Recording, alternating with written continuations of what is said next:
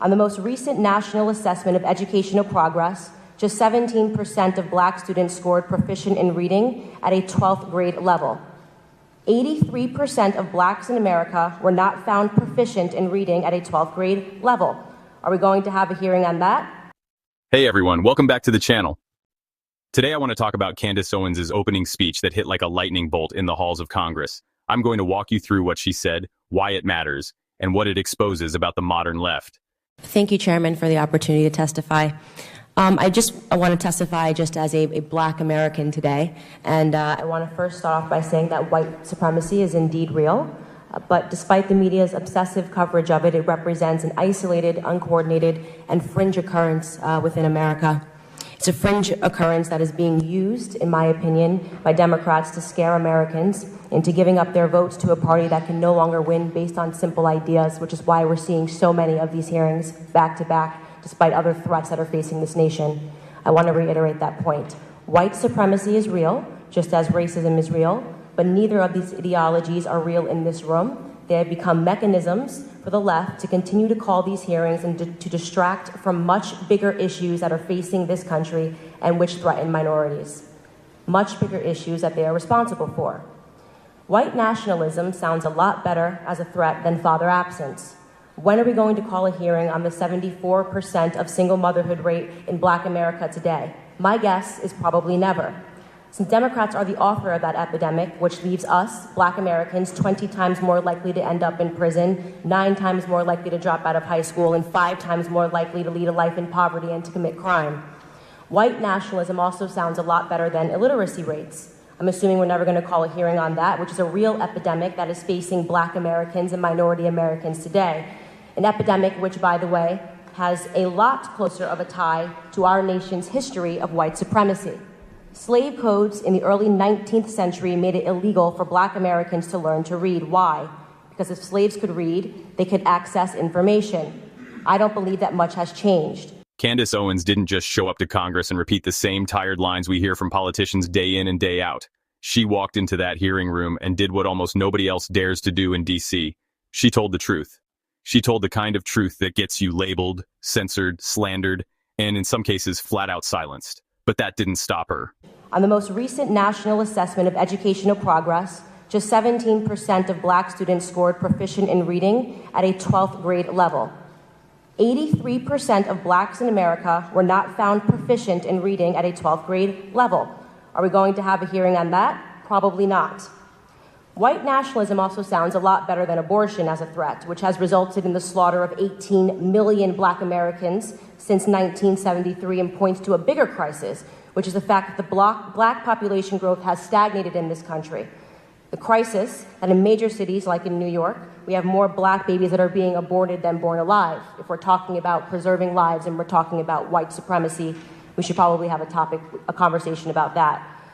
But today, in this room, we're going to see Democrats try to connect the dots to white supremacy and the internet.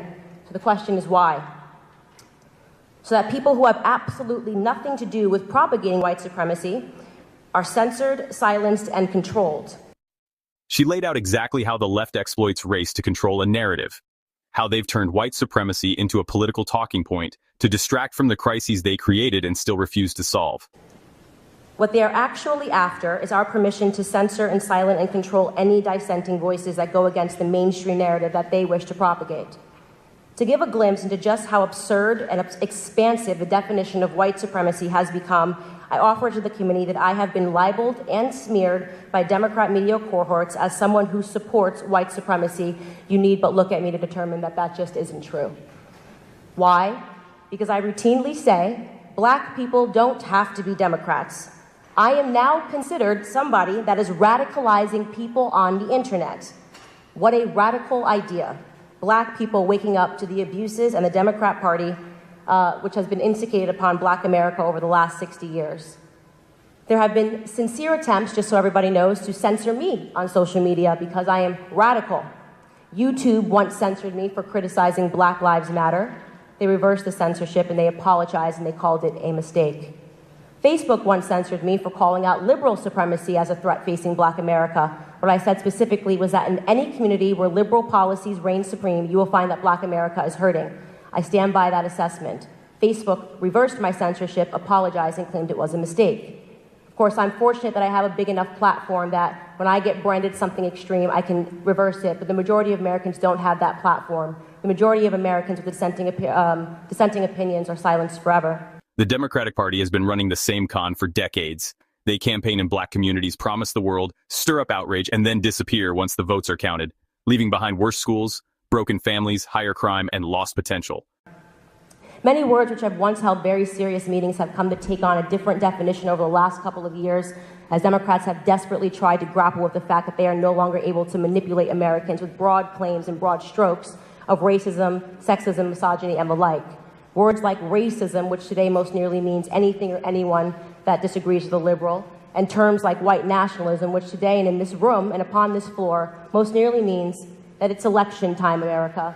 It's time for the left to do what they do best: divide, distract, and hope to keep their most important voting bloc to their party, which is black Americans, angry and emotional and reactive enough to keep voting for the same party that has systematically destroyed our families, sent our men to prison, and deferred all of our dreams.